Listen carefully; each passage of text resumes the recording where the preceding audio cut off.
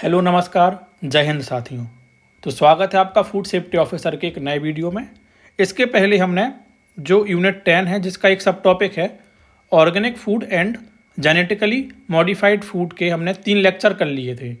और जो आपके जो 3 लेक्चर हमने पहले कर लिए हैं उसमें इसका जो पहला वाला टॉपिक है ऑर्गेनिक फूड्स, इसके हमने 100 PYQ को सॉल्व कर लिया है। अब लेक्चर 4 से हम जेनेटिकली मॉडिफाइड फूड्स के 100 PYQ करेंगे। तो इसके भी लगभग आपके 2 से 3 लेक्चर हो जाएंगे जिसमें आपके सारे PYQ जो हैं कवर हो जाएंगे। और जैसा आपको पता है कि जितने भी ये PYQ हैं किसी न किसी राज्य लोक सेवा आयोग में आए प्रश्नों के अनुसार ही हमने आपके लिए प्रोवाइड किए हैं। तो ये वीडियो है आपके लिए अत्यधिक महत्वपूर्ण होने वाली है। तो चलिए देखते हैं कि जेनेटिकली मॉडिफाइड फूड, जिसको हिंदी में आनुवांशिक रूप से संशोधित खाद्य पदार्थ बोलते हैं, का पहला प्रश्न कैसा बनता है। तो पहला प्रश्न है आपका, भारत में GMO खाद्य पदार्थों की निगरानी के लिए कौन सी संस्था अधिकृत है। किसके लिए? GMO खाद्य पदार्थ मतलब जेनेटिकली मॉडिफाइड फूड जो आपका है उसकी निगरानी के लिए कौन सी संस्था अधिकृत है। आपको ये रट लेना है, बहुत ही महत्वपूर्ण है। आप इसको 2 स्टार बना लीजिए, बहुत महत्वपूर्ण है। पूछ लेगा कि GMO के लिए कौन सी की निगरानी के लिए कौन सी संस्था अधिकृत है। तो पहला ऑप्शन है आपका फसाई, दूसरा ऑप्शन है ICAR, तीसरा ऑप्शन है GEAC एंड लास्ट ऑप्शन है NABL। तो बताइए कौन सी संस्था कार्यरत है।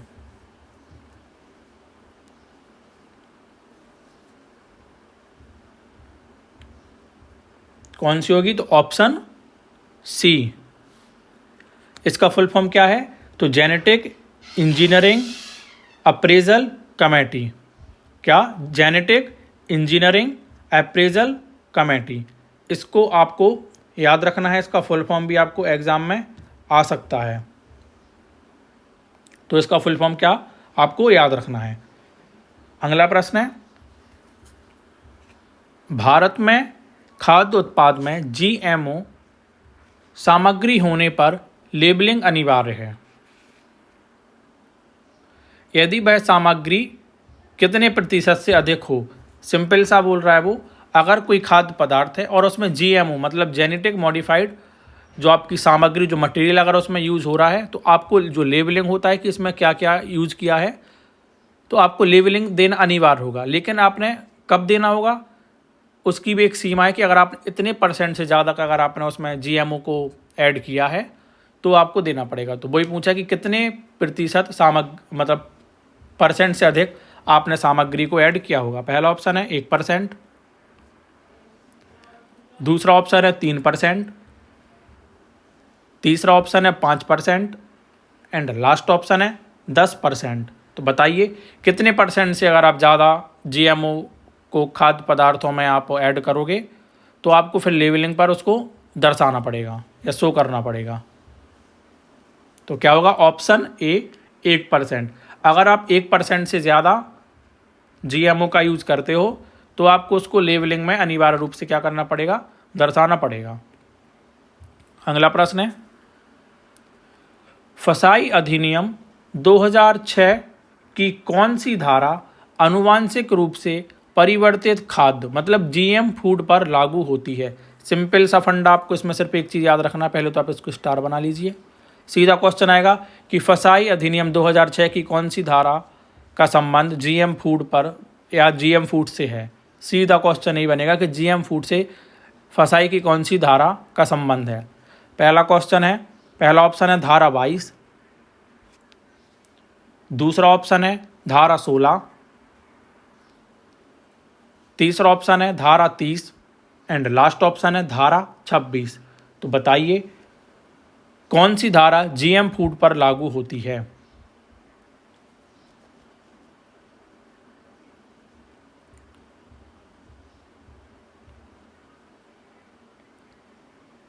कैसे क्या होगा इसका? ऑप्शन ए धारा 22। कैसे याद रखोगे?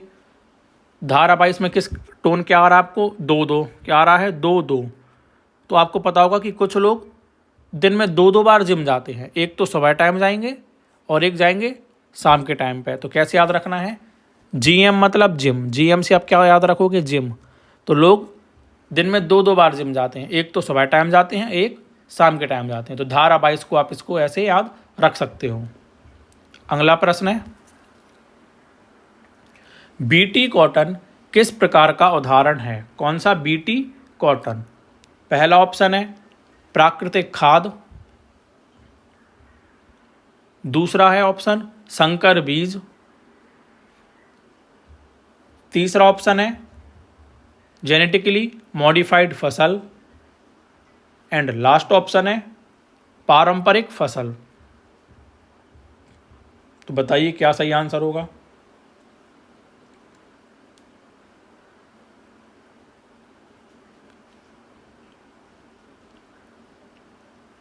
क्या होगा, तो ऑप्शन सी जेनेटिकली मॉडिफाइड फसल। अब इसमें आपसे बीटी का फुल फॉर्म पूछ लिया जाएगा कि भैया बीटी का फुल फॉर्म क्या होता है, आपको ये बताना है। इसमें कॉटन तो सबको पता कि कॉटन तो होता है, लेकिन बीटी का मतलब क्या है। तो बीटी का मतलब होता है, बी मतलब बैसिलस, बी मतलब क्या होता है, बैसिलस, और टी मतलब क्या होता है, थुरुंजी एनसीएस, थुरुंजी एनसिस क्या होता है, थुरुंजिस एनजिस। तो बैसिलस थुरुंजिस एनजिस होता है। तो इसका आपको फुल फॉर्म भी याद रखना है। हालांकि इसको आप जो इसका फुल फॉर्म है वो आपको आगे मिल जाएगा, फिर भी मैंने आपको बता दिया है। अगला प्रश्न है, निम्नलिखित में से कौन सी फसल भारत में अब तक व्यावसायिक रूप से जीएम क्रॉप के रूप में स्वीकृत हुई है। पहला ऑप्शन है बीटी ब्रिंजल, दूसरा ऑप्शन है जीएम मस्टर्ड, तीसरा ऑप्शन है BT cotton, and last option है जीएम टोमेटो। तो बताइए कौन सी फसल को भारत में व्यावसायिक रूप से जीएम क्रॉप के रूप में स्वीकृति मिल गई है। मतलब आप इसका व्यावसायिक रूप में भी इसका उत्पादन कर सकते हो, आप इसको बेच सकते हो, कुछ भी कर सकते हो आप। तो कौन सी होगी वो, ऑप्शन सी बीटी कॉटन। क्या होगा, बीटी कॉटन।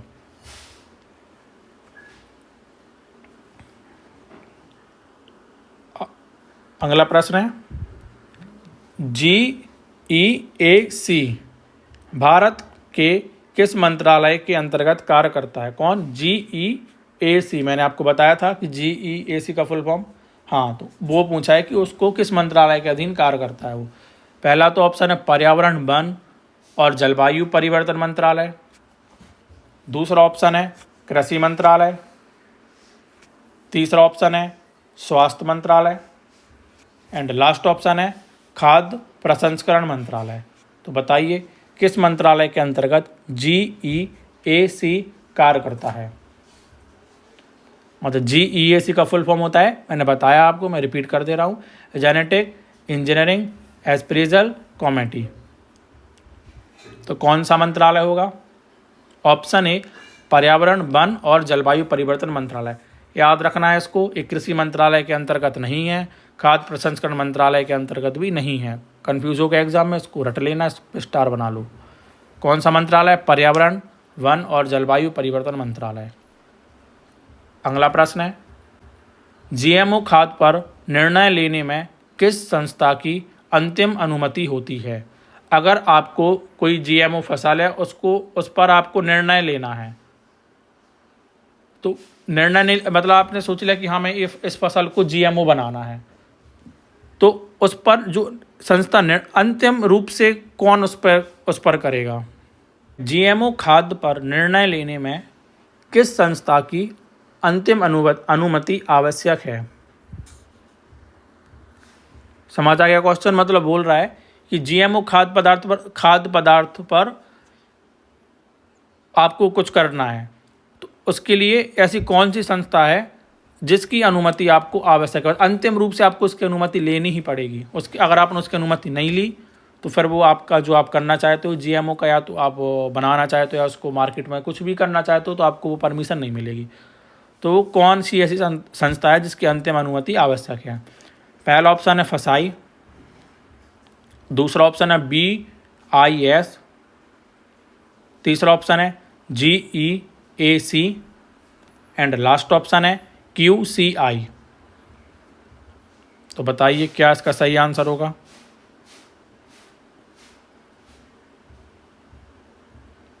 क्या होगा? Option C GEAC।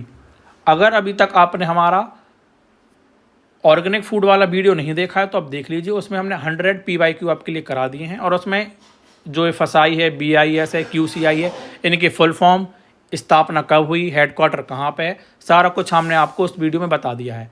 तो आप नहीं देखा है तो वो आप देख लीजिए, क्योंकि वो इसका ही सब टॉपिक एक है। अगला प्रश्न है, GMO फसलों का प्रमुख उद्देश्य क्या होता है? आपको बताना है कि GMO फसलों का उद्देश्य क्या है। पहला ऑप्शन है स्वाद में सुधार, दूसरा ऑप्शन है कीट प्रतिरोधक क्षमता, तीसरा ऑप्शन है रंग परिवर्तन एंड लास्ट ऑप्शन है पानी की आवश्यकता बढ़ाना। तो बताइए GMO फसलों का प्रमुख उद्देश्य क्या होता है। आज आपको सारे इजी प्रश्न मिलेंगे, कल से आपका प्रश्नों का लेवल थोड़ा सा बढ़ जाएगा। क्या होगा? ऑप्शन बी कीट प्रतिरोधक क्षमता। हालांकि एंड तक आपको मिल जाएंगे थोड़ा टफ क्वेश्चन। अगला प्रश्न है, GM मस्टर्ड को भारत में किस नाम से विकसित किया गया? किसके लिए? GM मस्टर्ड के लिए। या तो प्रश्न आपको ऐसा पूछ लेगा या घुमा के पूछ लेगा कि भैया जो इसका आंसर होगा मैं भी नहीं बता रहा हूँ कि वो किसका नाम है ना। तो आपको दोनों तरीके से उसको याद रखना है। तो आपको बताना है कि GM मस्टर्ड को भारत में किस नाम से विकसित किया गया। पहला ऑप्शन है आपका धारा मस्टर्ड हाइब्रिड 11, इसको शॉर्ट में बोलते हैं DMH11। दूसरा है BT मस्टर्ड। तीसरा ऑप्शन है gold mustard and last option है शक्ति हाइब्रिड। तो बताइए GM मस्टर्ड को भारत में किस नाम से विकसित किया गया? बहुत महत्वपूर्ण, स्टार लगा लीजिए आप। ये सारे प्रश्न पूछ लिए गए हैं ना। ऑप्शन ए धारा मस्टर्ड हाइब्रिड 11 है ना, DMH11। अगला प्रश्न है, भारत में GEAC की स्थापना किस वर्ष हुई? किसकी? GEAC की स्थापना बताना है आपको। पहला ऑप्शन है आपका 1995, दूसरा ऑप्शन है 1998, तीसरा ऑप्शन है 2000 एंड लास्ट ऑप्शन है 2005। बताइए GEAC की स्थापना कब हुई? कब हुई? तो ऑप्शन बी 1998। और इसका हेडक्वार्टर कहाँ पर है? तो इसका हेडक्वार्टर न्यू दिल्ली में है। कहाँ पे है? न्यू दिल्ली में इसका हेडक्वार्टर है। अगला प्रश्न है, FSI द्वारा जारी GM खाद्य पर ड्राफ्ट रेगुलेशन किस वर्ष प्रकाशित किया गया? क्या? Draft regulation. पहला ऑप्शन है 2015, दूसरा ऑप्शन है 2018, तीसरा ऑप्शन है 2021 एंड लास्ट ऑप्शन है 2023। तो बताइए ड्राफ्ट रेगुलेशन GM खाद्य पर किस वर्ष प्रकाशित किया गया? किस वर्ष किया गया? 2021। प्रश्न है, भारत में किसी GM खाद्य उत्पाद को बाजार में लाने के लिए किसकी अनुमति आवश्यक है? मतलब अगर आपको कोई GM खाद्य पदार्थ या खाद्य उत्पाद है और उसको आपको बाजार में लाना है तो आपको किसकी अनुमति लेनी पड़ेगी। पहला ऑप्शन है राज्य सरकार, दूसरा ऑप्शन है कृषि मंत्रालय, तीसरा ऑप्शन है FSI plus GEAC and last option है BIS। तो बताइए किसकी अनुमति आपको लेनी पड़ेगी अगर आपको कोई GMO उत्पाद आपको मार्केट में लाना है तो। क्या सही आंसर होगा? Option C FSI plus GEAC। अगला प्रश्न है, निम्नलिखित में से कौन सा GM फसल का विरोध होने के कारण भारत में व्यावसायिक रूप से स्वीकृत नहीं हो पाया? मतलब आपको यह बताना है कि ऐसी कौन सी जीएम फसल थी जिसका विरोध, इतना विरोध किया गया कि भारत में फिर व्यावसायिक रूप से स्वीकृत ही नहीं हो पाया। मतलब प्रोडक्ट कौन सा ऐसा मतलब आपका फसल था कि उसका बहुत ज़्यादा विरोध हुआ। पहला ऑप्शन है बीटी कॉटन, दूसरा ऑप्शन है बीटी ब्रिंजल, तीसरा ऑप्शन है जीएम मेज एंड लास्ट ऑप्शन है जीएम राइस। तो बताइए किस फसल का अत्यधिक विरोध किया गया।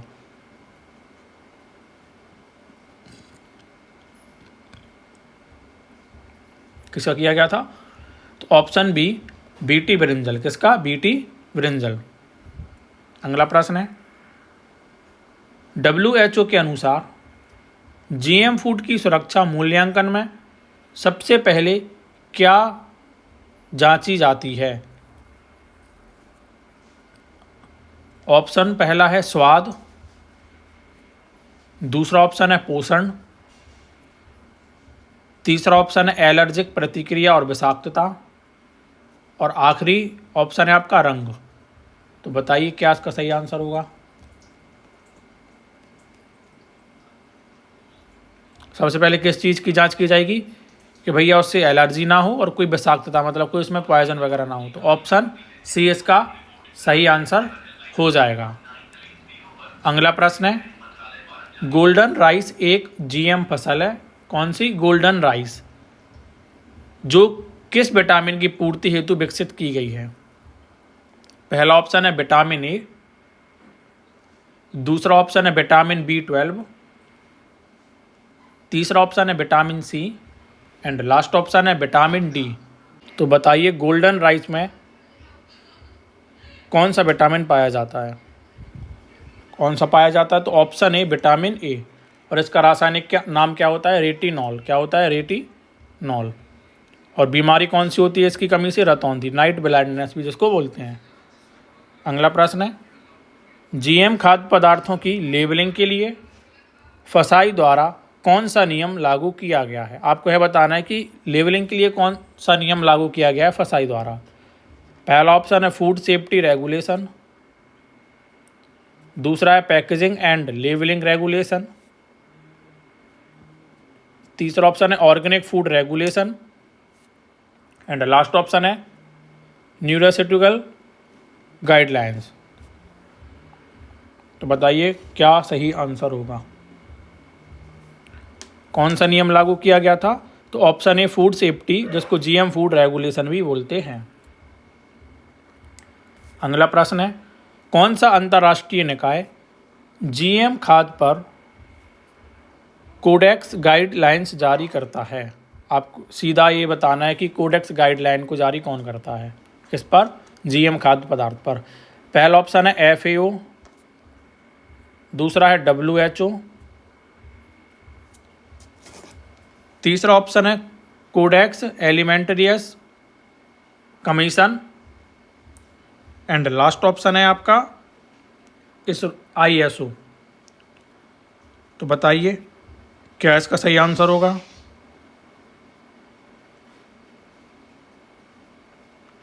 कौन करता है? तो option C codex alimentarius commission. कौन करता है? ठीक है। अब अगर इसका आ जाए कि इसका हेडक्वार्टर कहाँ पर है, तो इसका हेडक्वार्टर कहाँ पर है? इटली में है। कहाँ पर? रोम, इटली में। कहाँ पर है? रोम, इटली में है। तो आपको इसको याद रखना है। अगर आपसे पूछ ले कि इसका हेडक्वार्टर कहाँ पर है, तो आपको ये पता होना चाहिए। दूसरा आपसे पूछ ले कि ये कब इस्टेब्लिश्ड हुआ या कब बना, तो ये 1963 में बना। कब बना? 1963 में बना। तो आपको ये 2 फैक्ट मैंने बता दिए, इसको याद रखना है। अगला प्रश्न है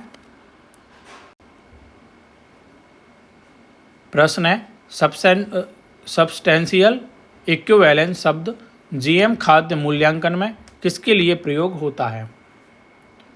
पहला ऑप्शन है पोषण गुणवत्ता की तुलना, दूसरा ऑप्शन है स्वाद तुलना, तीसरा ऑप्शन है संरचना और जोखिम मूल्यांकन एंड लास्ट ऑप्शन है रासायनिक उपस्थिति।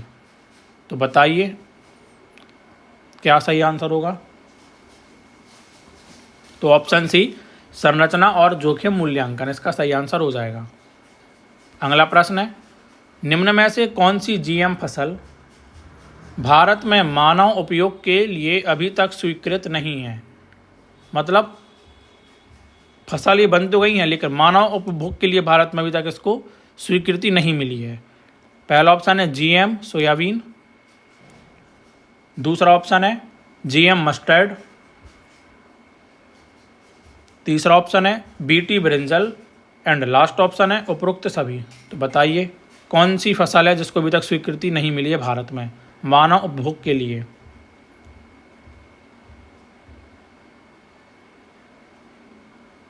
तो ऑप्शन डी इसका हो जाएगा। ये तीनों फसल हैं जिसके लिए अभी तक स्वीकृति नहीं मिली कि भैया मानव इसका उपभोग कर सके। अगला प्रश्न है, भारत सरकार द्वारा गठित task force on application of biotechnology की सिफारिशों के अनुसार जीएम फसलों को बढ़ावा कब देना चाहिए? मतलब इन्होंने बोल दिया कि task force of application of biotechnology की सिफारिश दी थी कि जीएम फसलों को कब बढ़ावा देना चाहिए। पहला ऑप्शन है जब पर्यावरणीय जोखिम ना हो, दूसरा ऑप्शन है जब उत्पादन अधिक हो, तीसरा ऑप्शन है जब किसान चाहे एंड लास्ट ऑप्शन है जब स्वाद अच्छा हो। तो कब बढ़ावा देना चाहिए?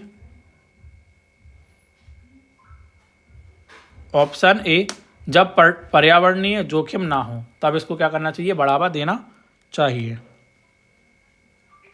अगला प्रश्न है, जीईएसी के अलावा जीएम खाद्य पदार्थों के जोखिम मूल्यांकन हेतु किस वैज्ञानिक निकाय की सिफारिश ली जाती है?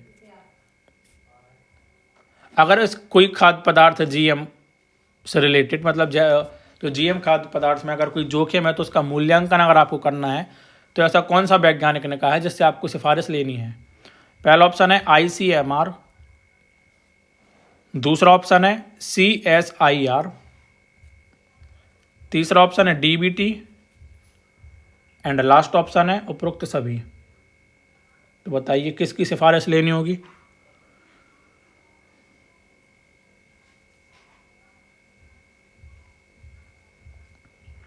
तो ऑप्शन डी उपरोक्त सभी। अब प्रश्न आ जाएगा कि आईसीएमआर की स्थापना कब हुई? तो कब हुई इसकी? 1911 में।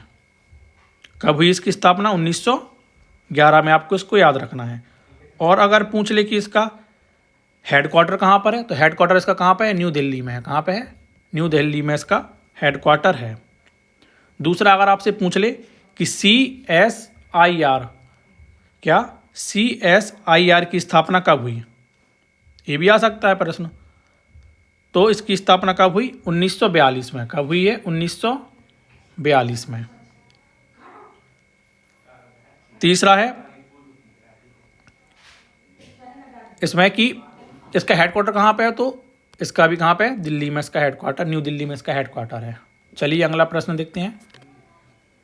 बीटी फसलों में बीटी किस जीवाणु से संबंधित है?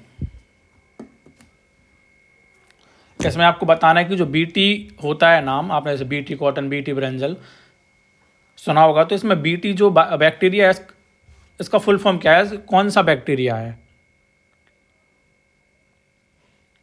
पहला ऑप्शन है बैसिलस सबटिलिस, दूसरा ऑप्शन है आपका बैसिलस थ्रुंजिएंसिस, तीसरा ऑप्शन है आपका बैसिलस कैरियस एंड लास्ट ऑप्शन है आपका बैसिलस मेगाटेरियम। तो बताइए क्या इसका सही आंसर होगा? बीटी का फुल फॉर्म क्या है? बैक्टीरिया जो इसमें यूज होता है, उपयोग किया जाता है, उसका नाम क्या है? तो क्या होगा इसका सही answer? Option B bacillus thuringiensis. ठीक है, तो आपको इसको याद रखना है। थोड़ा कठिन नाम है लेकिन याद रखना है। अगला प्रश्न है, जीएम खाद्य पदार्थों के संदर्भ में ट्रांसजेनिक प्लांट का अर्थ क्या है? किसका? ट्रांसजेनिक प्लांट का अर्थ क्या है? पहला ऑप्शन है प्राकृतिक पौधे, दूसरा ऑप्शन है कीटनाशक से उपचारित पौधे, तीसरा ऑप्शन है जिनमें विदेशी जीन डाला गया हो, एंड लास्ट ऑप्शन है केवल हाइब्रिड बीज।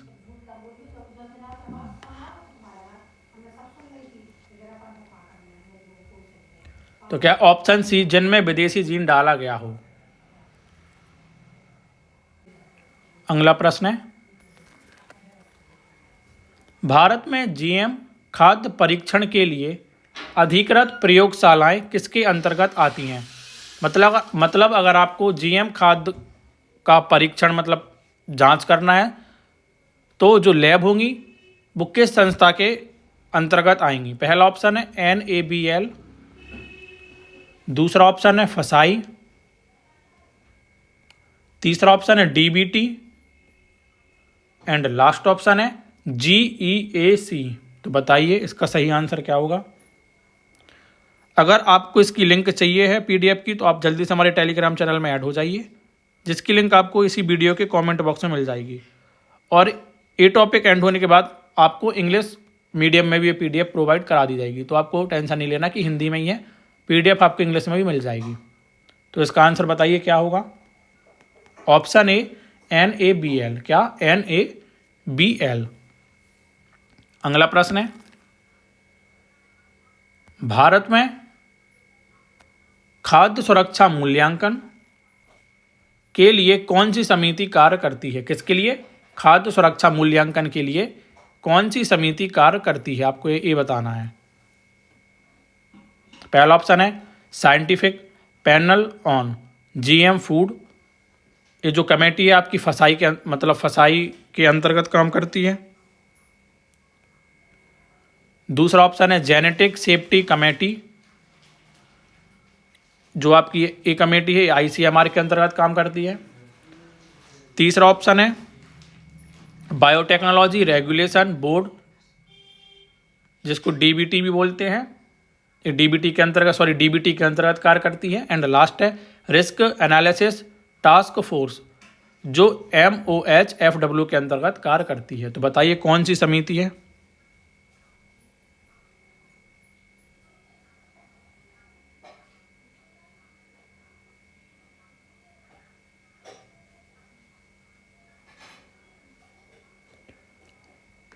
कौन सी होगी, तो option A scientific panel on GM food, जो फसाई के अंतर्गत काम करती है। तो आपको कमेटियों के नाम याद रखना है और कौन सी कमेटी किसके अंतर्गत कार्य करती है आपको यह भी याद रखना है। अगला प्रश्न है, निम्न में से कौन सी तकनीक GM फसल निर्माण में प्रयुक्त होती है। किसमें, GM फसल के निर्माण में ऐसी कौन सी तकनीक है जिसका उपयोग किया जाता है। पहला ऑप्शन है रिकॉम्बिनेंट DNA टेक्नोलॉजी, दूसरा ऑप्शन है CRISPR CAS9, तीसरा ऑप्शन है agrobacterium mediated transfer and last option है उपरोक्त सभी। तो बताइए कौन सी टेक्निक का उपयोग किया जाता है।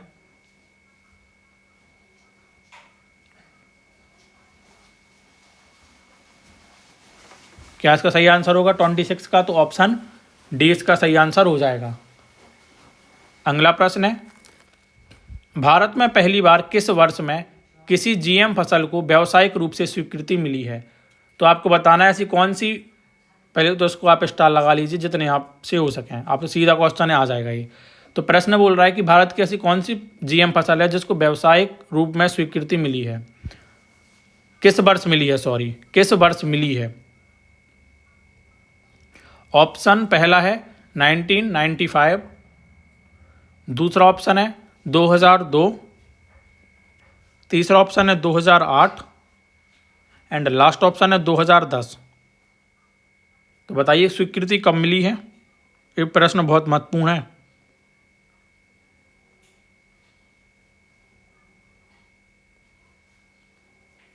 तो ऑप्शन बी 2002। अगला प्रश्न है, गोल्डन राइस में बीटा कैरोटीन उत्पन्न करने के लिए कौन से जीन डाले जाते हैं? पहला प्रश्न तो ये बनेगा कि गोल्डन राइस में क्या पाया जाता है, तो बीटा कैरोटीन पाया जाता है। अब इसको उत्पन्न करने के लिए कौन से जीन डाले जाते हैं, तो आपको यह बताना है। पहला ऑप्शन है PSY और CRTI, दूसरा है BT प्लस CRY1AC, तीसरा है FTR plus DHFR and last है नन ऑफ द अबव। तो बताइए कौन से जीन डाले जाते हैं, जीन के नाम हैं ये। तो option A PSY plus CRTI, इसको आपको याद रखना है। अगला प्रश्न है CRISPR तकनीक से विकसित GM फसलें पारंपरिक GMO से किस तरह भिन्न हैं? पहला ऑप्शन है इसमें विदेशी जीन नहीं होता है। दूसरा ऑप्शन है यह तेजी से बनती है। तीसरा ऑप्शन है इसमें सटीक बदलाव होते हैं एंड लास्ट ऑप्शन है उपरोक्त सभी। तो बताइए क्या सही आंसर होगा। अगर आपको वीडियो अच्छी लग रही है तो कृपया आप इसको शेयर कीजिए और हमारे चैनल को सब्सक्राइब भी कीजिए। और जिस टॉपिक को आपको डिटेल में पढ़ना हो तो आप उसको कमेंट बॉक्स में बता सकते हैं, तो हम उस पर भी आपके लिए वीडियो प्रोवाइड करा देंगे। तो क्या इसका सही आंसर होगा? ऑप्शन डी, उपरोक्त सभी।